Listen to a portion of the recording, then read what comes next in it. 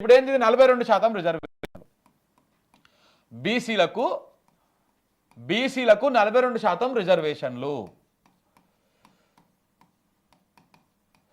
ఇలా పత్రికలన్నీ చూసిన తర్వాత వచ్చేసినాయి ఇక మనకు బీసీలకు రిజర్వేషన్ అని చెప్పేసి మనం అందరం సంకలు గుద్దుకుంటున్నాం, సంబరాలు పడుతున్నాం. అసలు కథ వేరే ఉన్నది.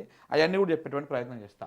ఈ 42% బీసీ రిజర్వేషన్లు కల్పిస్తామని చెప్పేసి నిన్న ఒకసారి ఇక్కడ చూడండి.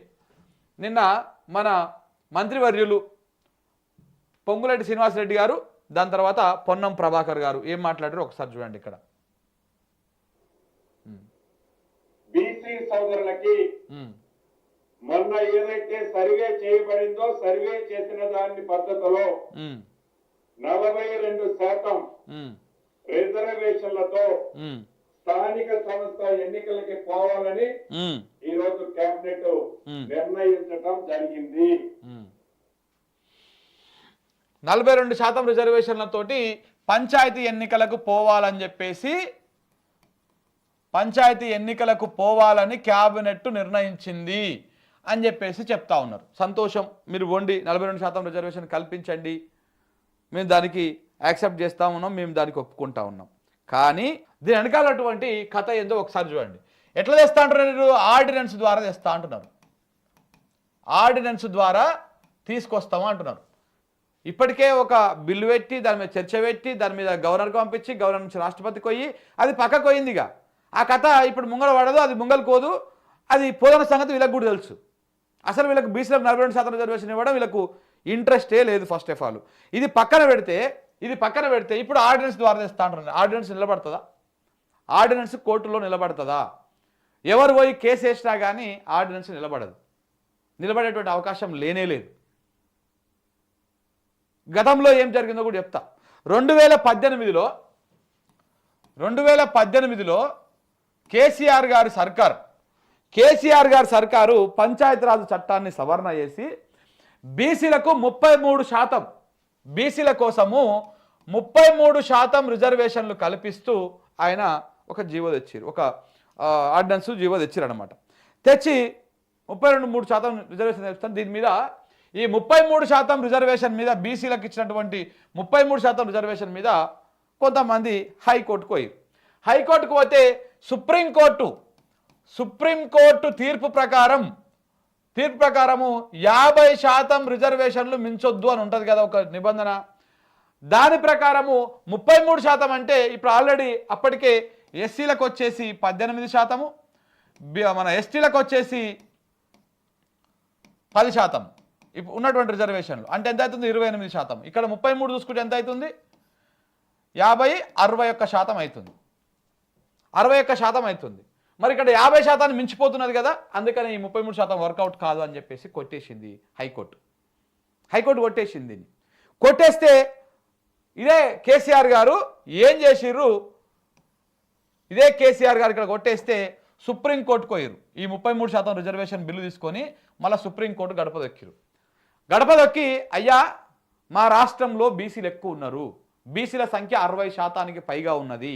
సో కాబట్టి మీరు దయచేసి మాకు ఈ రిజర్వేషన్లు కల్పించేటువంటి అంశం వ్యవహారంలో ఈ 33% బీసీలకు రిజర్వేషన్ అని చెప్పేసి కల్పించేటువంటి వ్యవహారంలో ఇక్కడ మీరు హైకోర్టు ఇచ్చినటువంటి తీర్పుని ఒకసారి పునఃసమీక్షించండి, దయచేసి మా రాష్ట్ర ప్రజలకు న్యాయం చేయండి, బీసీలకు న్యాయం చేయండి అని చెప్పేసి సుప్రీంకోర్టుకు పోయారు. రిట్ పిటిషన్ సిరివీలు వేస్తే సుప్రీంకోర్టు దాన్ని యాక్సెప్ట్ చేయలేదు. 50% అనేటువంటి నిబంధనను ఆ తీర్పుని మేము అది చేయమని చెప్పేసి చేయకుండా ఈ సుప్రీంకోర్టు ఏం చేసింది? ఆ పిటిషన్ను మీరు విత్డ్రా చేసుకోండి అని చెప్తే వీళ్ళు విత్డ్రా చేసుకున్నారు. కొట్టేసి సంథింగ్ ఏదో జరిగింది అప్పుడు. సో అట్లా 33% రిజర్వేషనే ఈ జీవోల ద్వారా ఆర్డినెన్స్ ద్వారా వస్తే అది వర్కౌట్ కాలేదు.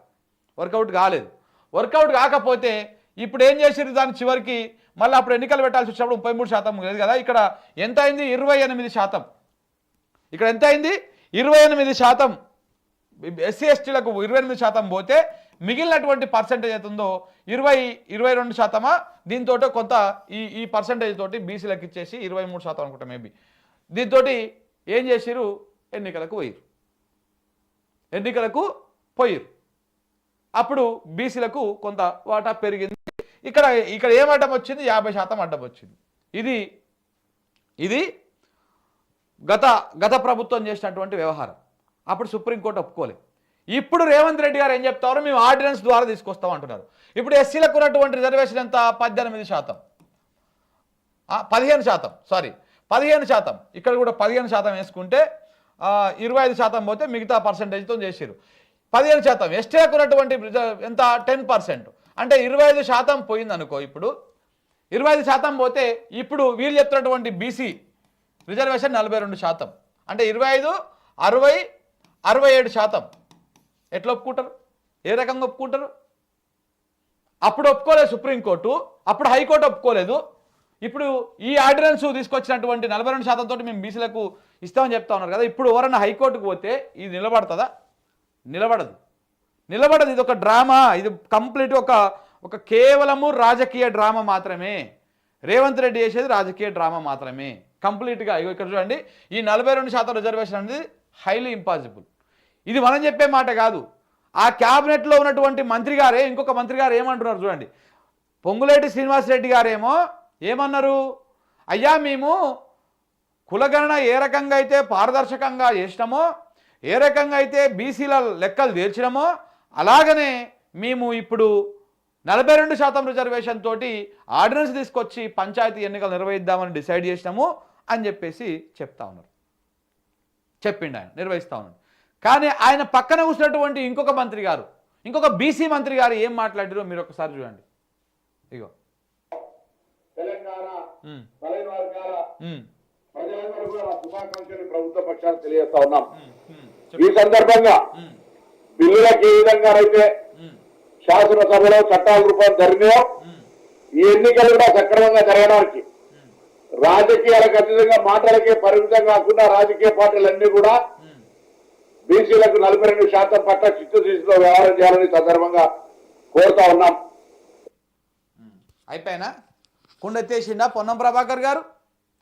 పొంగులేటి శ్రీనివాసరెడ్డి గారు చెప్పింది ఏమో మేము ఆర్డినెన్స్ ప్రకారం 42% రిజర్వేషన్లు బీసీలకు కల్పించి తెస్తామని చెప్తా ఉన్నారు. అదే మీటింగ్లో పొన్నం ప్రభాకర్ గారు ఏం చెప్తా ఉన్నారు? అన్ని పార్టీలు సహకరించాలి, అన్ని పార్టీలు 42% రిజర్వేషన్ దానికి కట్టుబడి ఉండాలి అని అంటున్నాడు. మీరు చట్టం తెచ్చినాక మీరు గవర్నమెంట్ పాలసీ చేసిన తర్వాత, ఒక చట్టం చేసిన తర్వాత అన్ని రాజకీయ పార్టీలు సహకరించడం ఏంది, కట్టుబడి ఉండడం ఏంది? అది బాజాప్తా ఇవ్వాల్సిందే, ఎక్కడైనా ఇవ్వాల్సిందే. ఏమంటున్నాడు? తప్పకుండా ఈ ఆర్డినెన్స్ రేపు కోర్టులలో మళ్ళీ కొట్టివేత అవుతుంది, ఇది వర్కౌట్ కాదు, కాబట్టి మేము 42% ఇస్తాము, మీరు 42% ఇవ్వండి, పార్టీల పరంగా రిజర్వేషన్ల పరంగా బీసీలకు టికెట్లు ఇద్దాము అని చెప్పేసి ఒక ఇండైరెక్ట్ సూచన అదే క్యాబినెట్ మీటింగ్ అయిపోయిన తర్వాత మీడియాకు బ్రీఫింగ్ ఇచ్చిన దాంట్లో అదే మంత్రివర్గంలోని ఒక మంత్రి గారు, బీసీ మంత్రి గారు చెప్పినటువంటి మాట, పొంగులేటి శ్రీనివాసరెడ్డి గారు చెప్పిన మాటకి ఈయన చెప్పినటువంటి మాటకి పూర్తిగా కాంట్రాస్ట్ ఉన్నది. ఆయననేమో ఒక అబద్ధాన్ని మేము చేస్తాము అని చెప్తా ఉన్నాడు, ఈయననేమో వాస్తవాన్ని చెప్పకనే చెప్తా ఉన్నాడు. రేపు ఆర్డినెన్స్ కొట్టివేత అవుతుంది కాబట్టి మళ్ళా మొదట్లో కాంగ్రెస్ పార్టీ అధికారంలోకి వచ్చినప్పుడు ఏ నినాదం అయితే తీసుకున్నదో పార్టీల పరంగానే ఇద్దాము, ఇక ఇప్పుడు ఆర్డినెన్స్ చట్టాలంటే ఇప్పుడు వర్కౌట్ కాదు, తర్వాత చూసుకుందామని చెప్పేసి బొంకిందో ఆ లెక్క ప్రకారమే చివరికి మళ్ళా ఆ పార్టీల పరంగానే బీసీలకు 42% రిజర్వేషన్ కల్పించాలి అనేటువంటి విధంగా వీళ్ళు ప్రయత్నాలు చేస్తున్నట్టుగా అర్థమవుతా ఉంది. ఇవంతా కూడా టైం వేస్ట్, ఇదంతా కూడా మోసము. ఇప్పుడు ఇంకొకటి ఏం చేస్తారు వీళ్ళు, ఈ డ్రామా ఎట్లాగే వర్కౌట్ కాదు, సుప్రీంకోర్టులో కొట్టుడు పోతుంది. ఎస్సీలకు 15%, ఎస్టీలకు 10% పోగా 25% రిజర్వేషన్లు ఆల్రెడీ పోగా ఇంకా మిగిలినటువంటి 25% లోపలనే బీసీలకు ఇవ్వాలి, వీళ్ళేమో 42% ఇస్తా అంటున్నారు, ఇంకా అంటే 27% ఇంకా ఎక్కువ ఇస్తా అంటున్నారు ఇప్పుడున్న గ్యాప్ కంటే కూడా. సరే సాధ్యం కాదు కాబట్టి ఇప్పుడు ఏం చేస్తారు, ఇప్పుడు ఏం చేయాలి? సో కాబట్టి ఈ రకంగా ఇప్పుడు ఒకసారి ఇక్కడ చూడండి మిత్రులారా, 25% ఆల్రెడీ ఎస్సీ ఎస్టీలకు పోయింది రిజర్వేషన్, ఇంకా మిగిలింది 25% ఉన్నది. మన వాళ్ళు ఏం చెప్తారు, 42% మేము ఇస్తామని చెప్తా ఉన్నారు. అంటే ఇక్కడ ఎంత అవుతున్నది, ఇదొక 3, ఇదొక 2, 23% అదనంగా ఇస్తా అంటున్నారు. ఇంకా కానీ 50%కి మించొద్దు సుప్రీంకోర్టు తీర్పు ప్రకారం. అప్పుడు ఏమవుతుంది, అసలు సాధ్యమయ్యేటువంటి అవకాశమే లేదు. ఇంకా 23% అంటే ఇప్పుడు ఉన్నది కాకుండా 72% అవుతుంది. ఎట్లా ఒప్పుకుంటారు? ఒప్పుకునే అవకాశమే లేదు. కాబట్టి సుప్రీంకోర్టులో నిలబడదు, హైకోర్టులో నిలబడదు, ఎక్కడ కూడా నిలబడేటువంటి అవకాశమే లేదు. కాబట్టి కేవలం బీసీలను మోసం చేసేటువంటి ప్రయత్నమే. కాకపోతే ఇక్కడ ఒక చిన్న అంశం ఉన్నది, ఇంకొక చిన్న అంశం ఉన్నది. వాస్తవానికి ఈ రాష్ట్ర ప్రభుత్వానికి చిత్తశుద్ధి ఉంటే 1994లో తమిళనాడులో అప్పటి ప్రభుత్వం ఏఐడిఎంకే చేసినటువంటి ఎవరు జయలలిత గారు చేసినటువంటి ప్రయత్నము ఈ ప్రభుత్వం చేయాలి. అప్పుడు ఏమైందంటే 1994లో ఏఐడిఎంకే ప్లస్ కాంగ్రెస్ పార్టీ కూటమి ప్రభుత్వము, అలయన్స్ ప్రభుత్వం కేంద్రంలో ఉన్నది. అప్పుడు పివి నరసింహారావు గారు ప్రధానమంత్రిగా ఉన్నారు. ఉన్నప్పుడు ఈ కూటమి కలిసి కేవలం తమిళనాడులోనే 39-40 సీట్లో గెలిచిరు. దగ్గర నాకు ఎగ్జాక్ట్ ఫిగర్ ఐడియా లేదు, 39-40 సీట్లో గెలిచిరు వీళ్ళు. గెలిస్తే అక్కడ సంకీర్ణ ప్రభుత్వం కొనసాగుతూ ఉన్నది. అంతకుముందే ఈ దీనికంటే ముందుగానే అప్పుడు అక్కడ కూడా సేమ్ మన దగ్గర ఎంతైతే బీసీల సంఖ్య ఉంటుందో మనకంటే ఎక్కువ కూడా ఉంటారు అక్కడ కూడా. సో కాబట్టి ఇదే తమిళనాడు ప్రభుత్వం ఏం చేసింది, మూడు సార్లు ఆర్డినెన్స్ల రూపంలో తీసుకొచ్చింది. బీసీలకు 50% రిజర్వేషన్ కల్పిస్తూ, బీసీలు ఒక్కరికే కల్పిస్తూ 50% రిజర్వేషన్ కల్పిస్తూ ఆర్డినెన్స్ రూపంలో 3 సార్లు తీసుకొచ్చింది. 3 సార్లు కోర్టులలో అవి నిలబడలే, కొట్టేసిరు. కోర్టులలో ఆ బీసీ రిజర్వేషన్ నిలబడలే, కొట్టేసిరు. దాంతో ఒక అవకాశం కోసం ఎదురు చూసింది తమిళనాడు ప్రభుత్వం. 1994లో సంకీర్ణ ప్రభుత్వం రూపంలో అప్పుడు ఆమెకు అవకాశం వచ్చింది తమిళనాడు ప్రభుత్వానికి. వచ్చి సంకీర్ణ ప్రభుత్వంలో కీలకంగా ఉన్నారు. వాళ్ళు కూడా బలంగా అనుకున్నారు, మరి ఏమో ఈ 39 సీట్లను గెలిచినాక కేంద్రంలో చాలా కీలకమైనటువంటి పొజిషన్లో ఉన్నారు. ఒకవేళ కనుక ఏఐడిఎంకే మద్దతు ఉపసంహరించుకుంటే ఆయన ప్రభుత్వం కూలిపోయేటువంటి అవకాశం ఉంది. ఇప్పుడు ఎట్లాగైతే మోడీ గారికి చంద్రబాబు నాయుడు లేకపోతే ఇంకా పక్క బీహార్లో ఉన్నటువంటి నితీష్ కుమార్ ఎట్లయితే ఇప్పుడు ఒక పిల్లర్ లెక్క ఉన్నారో, ఇప్పుడు లేకపోతే ఆయన ప్రభుత్వం కొలాప్స్ అయిపోతుంది ఉన్నారో, అట్లనే గతంలో కూడా 1994లో ఏఐడిఎంకే కాంగ్రెస్ అలయన్స్లో అట్లా ఉండే. అప్పుడు ఏం చేసిర్రు, కేంద్ర ప్రభుత్వం మీద తమిళనాడు ముఖ్యమంత్రి జయలలిత గారు మెడ మీద కత్తి పెట్టిరు. మీరు మాకు 50% బీసీలకు రిజర్వేషన్ ఇస్తారా ఇవ్వరా? ఆయన కూడా మొదట్లో కుదరదు, 50% మాత్రమే ఇవ్వాలని చెప్పి సుప్రీంకోర్టు గైడ్లైన్స్ తీర్పు ఉన్నది కాబట్టి కుదరదు అని చెప్పేసి ఆయన చెప్తే అట్లయితే మీ ప్రభుత్వాన్ని మేము కూలగొడతాము, మీ ప్రభుత్వాన్ని మేము సహకరించాము, మేము ఎన్నో ఏండ్లకెళ్ళి కొట్లాడుకుంటూ వస్తూ ఉన్నాము, మా బీసీలకు 50% రిజర్వేషన్ ఇవ్వాల్సిందే అని చెప్పేసి.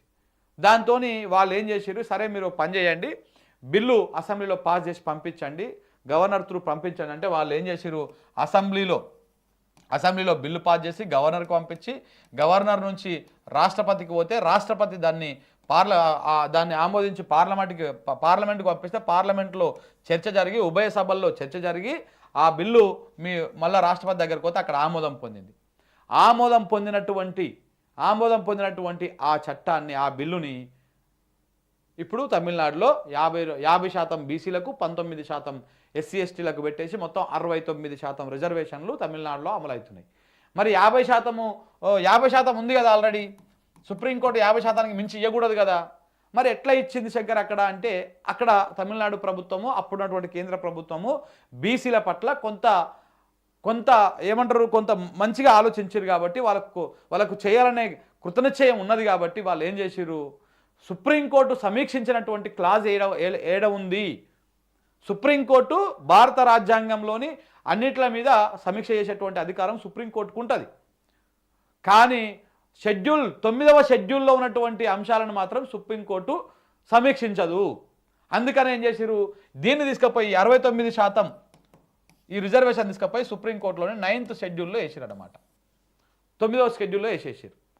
దాంతో సుప్రీంకోర్టు దాన్ని టచ్ చేయకుండా ఈ 50% రిజర్వేషన్ అనేటువంటి నిబంధన నుంచి సడలించి దానికి సంబంధం లేకుండా ఆ రకంగా సుప్రీంకోర్టుకు చిక్కకుండా అప్పుడు రాష్ట్ర కేంద్ర ప్రభుత్వాలు ఏకమై ఈ రకంగా 69% రిజర్వేషన్ని వాళ్ళు సాధించారు.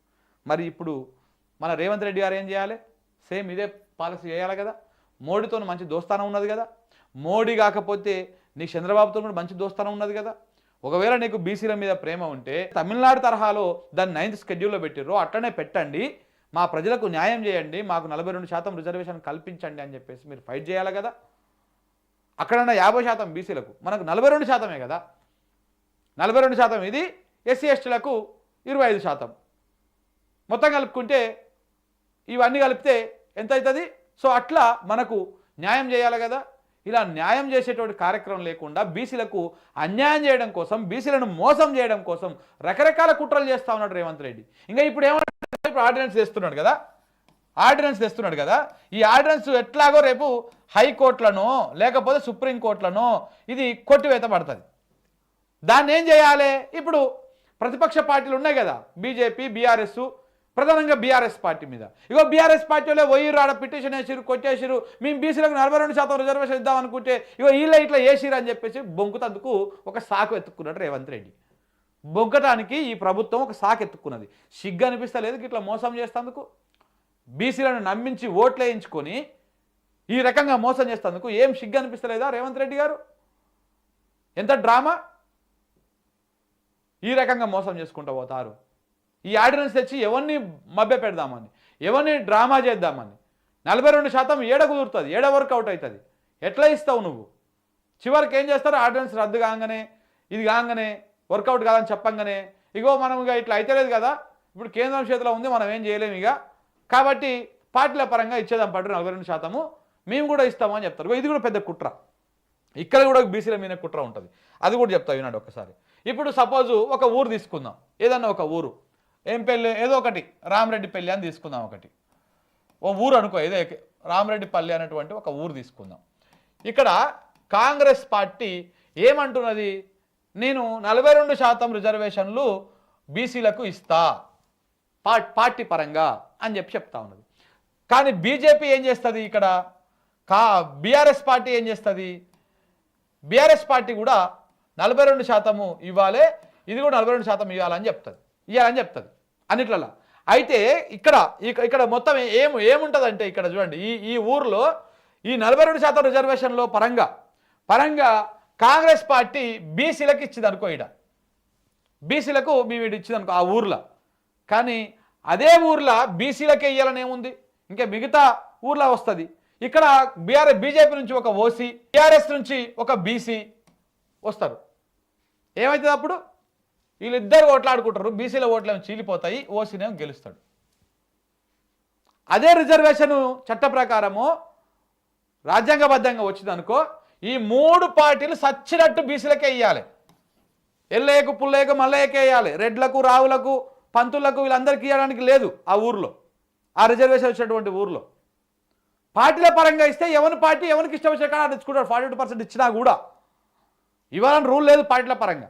కానీ ఇచ్చినా కూడా ఎవరికి నచ్చినట్టు వాడు ఇచ్చుకుంటాడు. ఒక ఆయన రామరెడ్డిపల్లిలో బీసీలకు ఇస్తే ఒక పార్టీ అయినా, ఇంకొక ఆయన దాని పక్కన దాంట్లో బీసీలకు ఇస్తాడు. మాకు రామరెడ్డిపల్లిలో బీసీల కంటే కూడా మాకు ఓసీలు బలంగా ఉన్నారు కాబట్టి మేము ఆడ ఓసీలకు ఇస్తామని ఒక ఆయన ఇస్తాడు. అప్పుడు ఏమవుతుంది? బీసీలు ఓట్లాడుకుంటే వాళ్ళ ఓట్లు చీలిపోతాయి, ఓసీ గెలుస్తాడు. రెడ్ల ఆధిపత్యం పెంచడం కోసం రేవంత్ రెడ్డి చేస్తున్నటువంటి కుట్ర ఇది, బీసీల మీద చేస్తున్నటువంటి కుట్ర ఇది. అందుకే ఈ ఆర్డినెన్సులు ఇవి అవి అని చెప్పేసి డ్రామాలు చేస్తూ ఉన్నాడు.